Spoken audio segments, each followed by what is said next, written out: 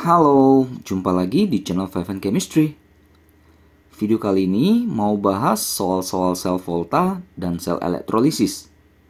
Materi kimia kelas 12 semester 1. Ini lanjutan ya dari video sebelumnya.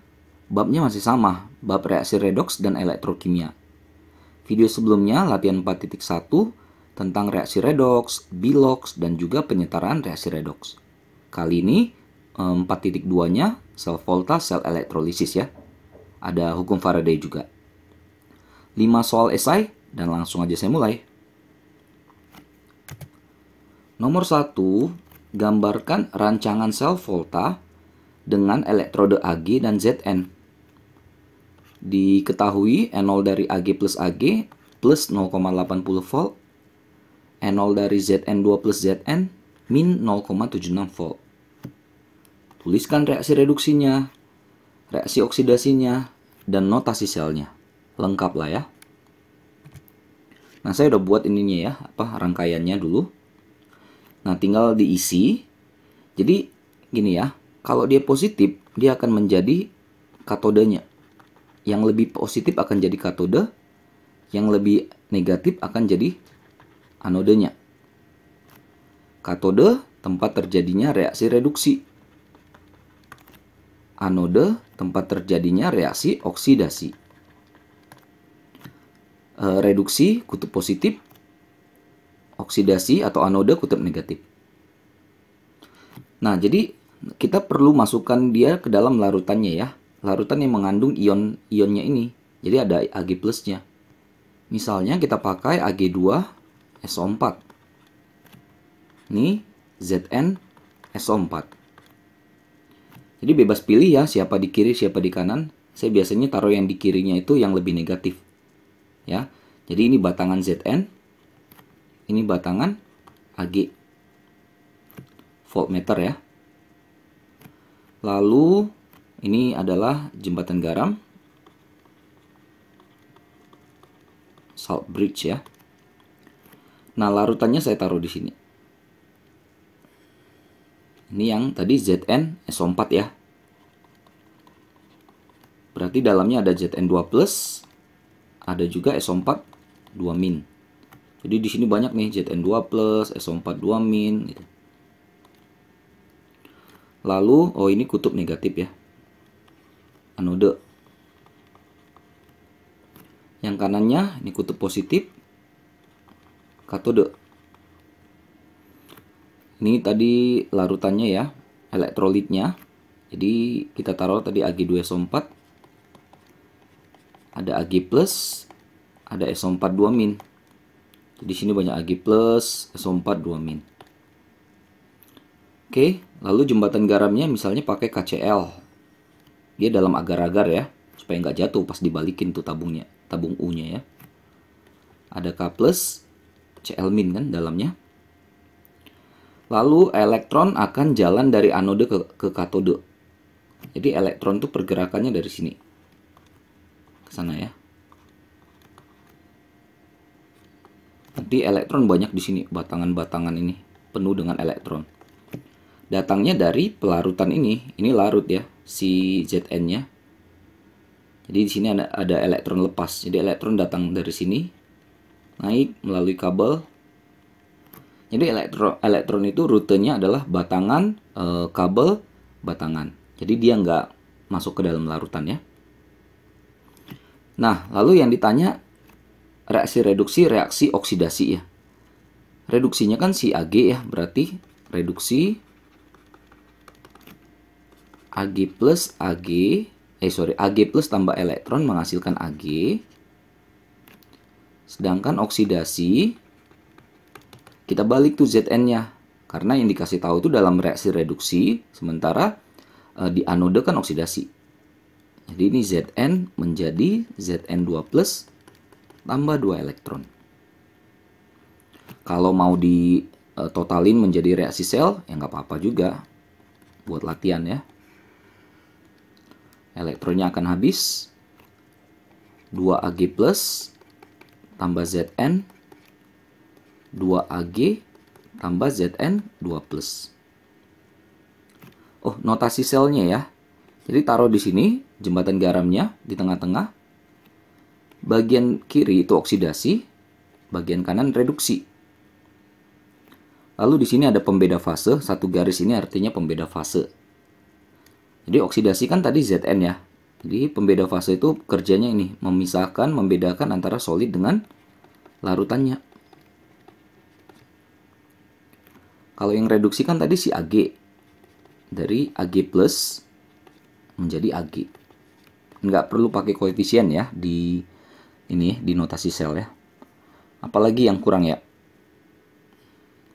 Oke, harusnya udah cukup ya untuk soal nomor 1.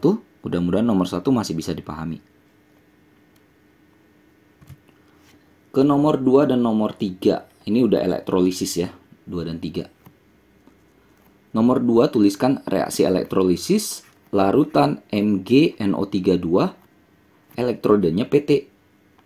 Nah, jadi harus digarisbawahi bahwa elektroda PT itu adalah elektroda yang inner. Artinya dia nggak ikut terlibat dalam reaksi, nggak ganggu gitu lah. Nah, jadi kalau untuk elektrolisis, langkah pertama itu kita ionkan dulu zatnya, biar enak kelihatan nanti ya. Kelihatan kation dan anionnya. Mg2+, 2NO3-. Lalu di katode, ya. Nah, di katode bergantung kepada jenis kation saja. Kation yang mana? Ini Mg2+. Ya. Nah, terus kalau kita udah dapat Mg2+, gimana? Nah, kita ke sini. Mg2+ berasal dari logam Mg yang ada di golongan 2A kan? Logam 2A itu terkategori logam aktif. Jadi kalau logam aktif, ternyata direduksi di katode kalah sama air. Malah air yang tereduksi di katodenya dengan reaksi ini. 2H2O tambah 2 elektron menghasilkan H2 tambah 2 OH-. Gitu ya. Karena ini larutan. Jadi dalam larutan itu kan ada air. Ternyata airnya yang menang di situ. Potensial reduksinya lebih positif daripada golongan 1A, 2A, Al, Mn. Gitu ya. Lalu yang di anodenya bergantung kepada jenis anode dan anionnya. Jadi ada 2 faktor. Masalahnya kan elektrodanya inert, jadi aman. Jadi kita fokus saja ke anionnya. Anionnya yang mana? Ini, NO3-. Koefisien tidak perlu. Ya, kita ke bawah, lihat yang ini, inert. NO3- terkategori sisa asam oksi. Sisa asam yang masih ada oksigennya. Itu kan ada O ya. Jadi misal contohnya NO3-, SO42-, PO43-, dan seterusnya. Yang ada O-nya lah.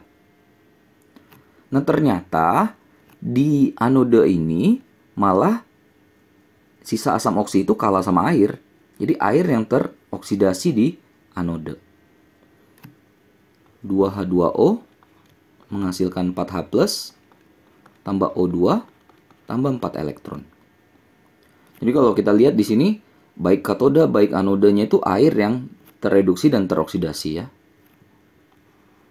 Nah, kalau kita totalkan, kita setarakan dulu elektronnya ya. Karena elektron di katode 2, anodenya 4. Kali 2 aja di katode, kali 1 di anode. Jadi ini kena kali 2 jadi 4. Terus ini ada 2. Berarti totalnya kan ada 6H2O ya. Di kiri. H2-nya kena kali 2, 2H2. OH-nya kena kali 2 jadi 4 OH-. H+-nya 4 ya kali 1. Nggak muat ya. Tambah O2. Nah, ini masih bisa lagi kita selesaikan. 4 OH- dengan 4H+ itu 4H2O. Jadi kita bisa habiskan 4H2O itu dengan yang 6 ini. Sisa 2 ya. Hasil akhirnya 2H2O menghasilkan 2H2 tambah O2. Inilah reaksi elektrolisis larutan MgNO32 dengan elektroda inert PT. Nomor 3-nya, tentukan hasil reaksi elektrolisis larutan CuSO4 jika menggunakan, nah ini ada 2. Yang pertama pakai elektroda karbon, ini inert ya. Yang B pakai elektrode Ag. Ag itu tidak inert.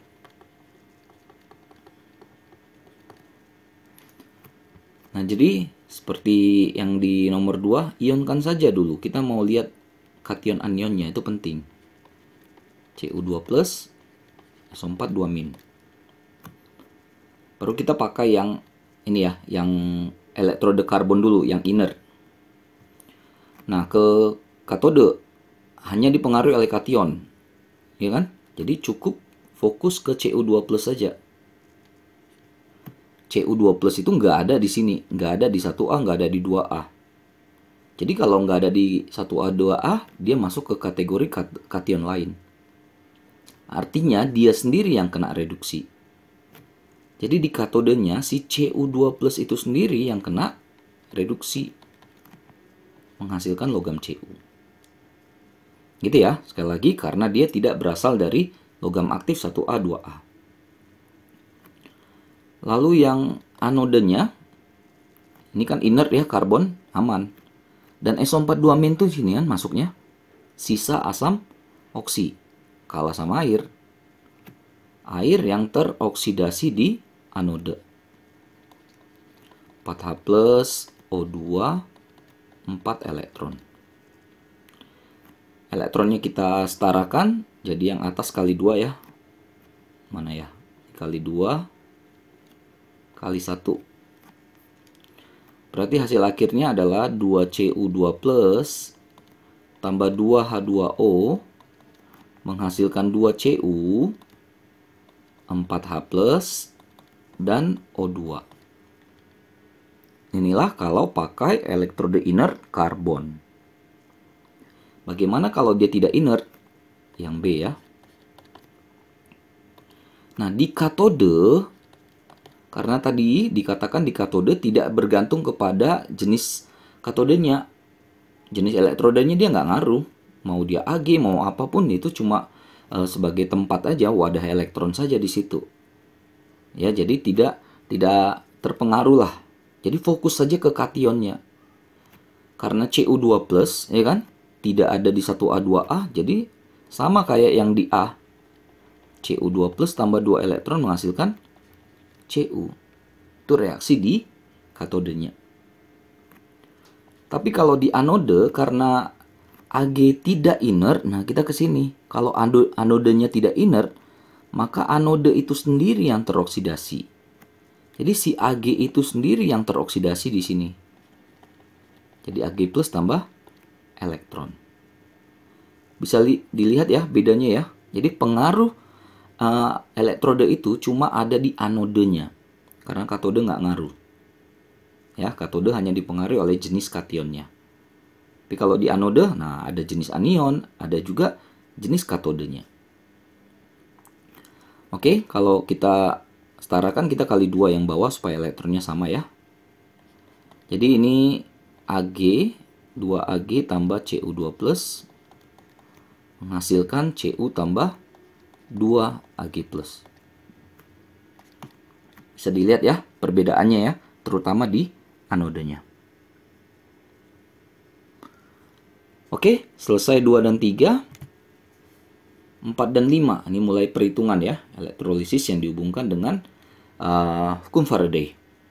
Di kanan tuh saya sediain ya hitungan-hitungannya atau rumus-rumusnya ya, jadi kalau lupa bisa dilihat lagi. Nomor 4, elektrolisis 1 liter AgNO3 dengan arus 8 ampere. Dihasilkan logam Ag sebanyak 45,5 gram. Yang ditanya waktu yang diperlukan untuk berlangsungnya reaksi elektrolisis itu. Ag 108 airnya ya. Oke, jadi AgNO3 Ag+ tambah NO3- kan. Jelas di katodenya Ag plusnya kena reduksi karena Ag itu tidak ada di 1A, 2A.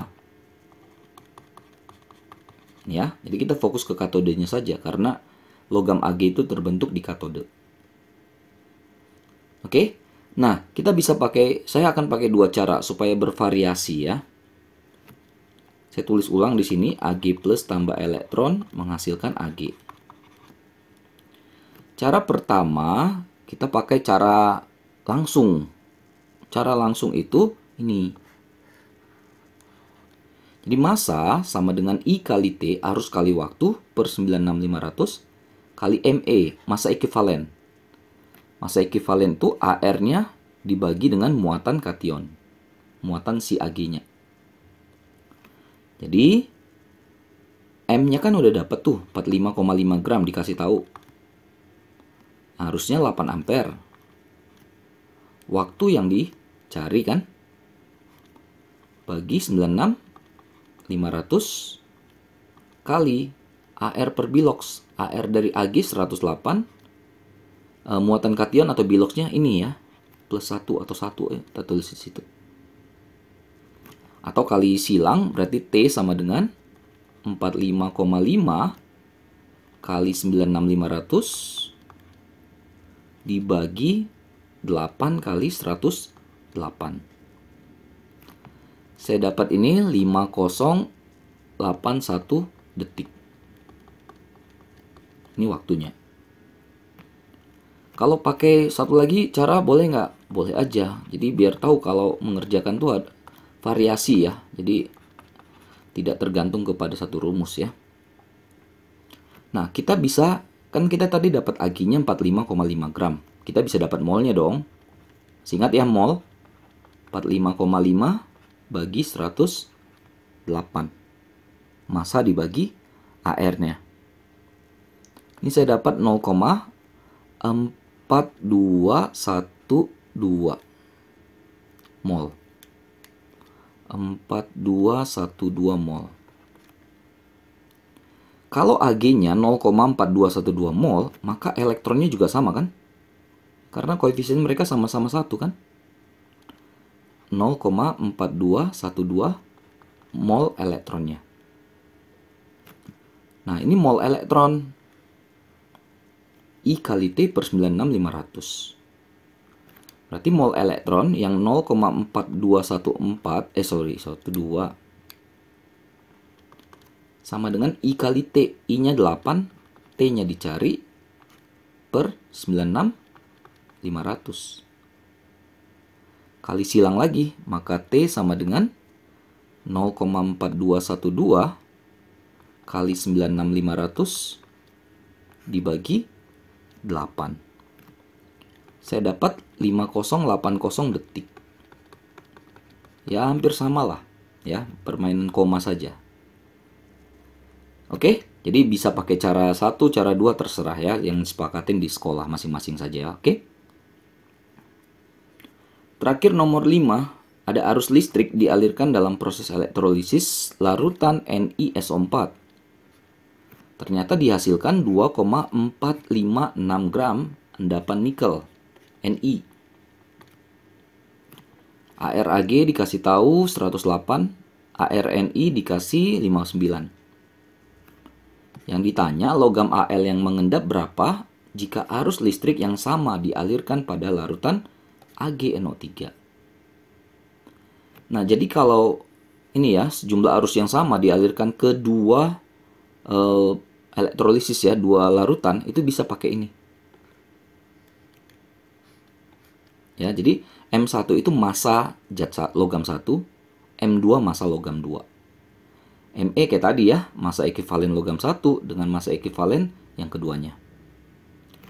Nah, kan kita punya dua larutan tuh, NiSO4, berarti ada Ni2+, SO4 2-. Berarti di katodenya si Ni2+ akan mengalami reduksi menghasilkan endapan Ni. Sesuai ya, itu yang 2,456 gram itu. Sedangkan yang satu lagi AgNO3.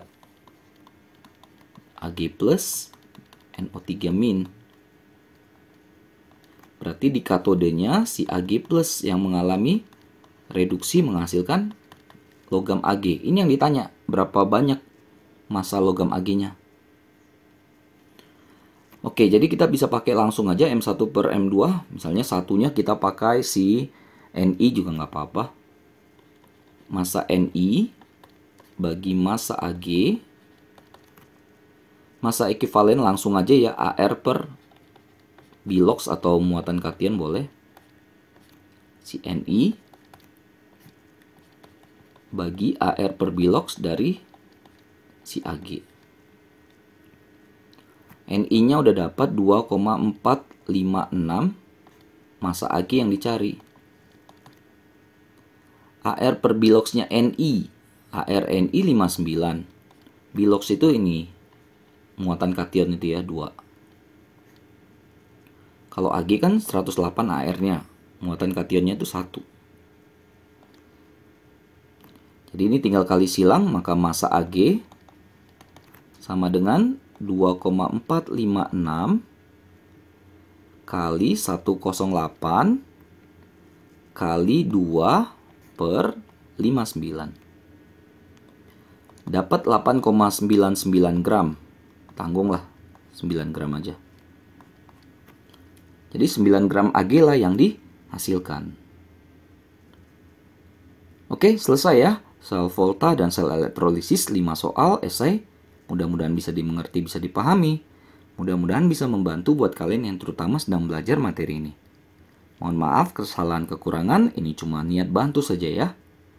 Jangan lupa cek terus update terus video-video terbaru lainnya di channel 5N Chemistry ini. Sampai jumpa dan bye-bye.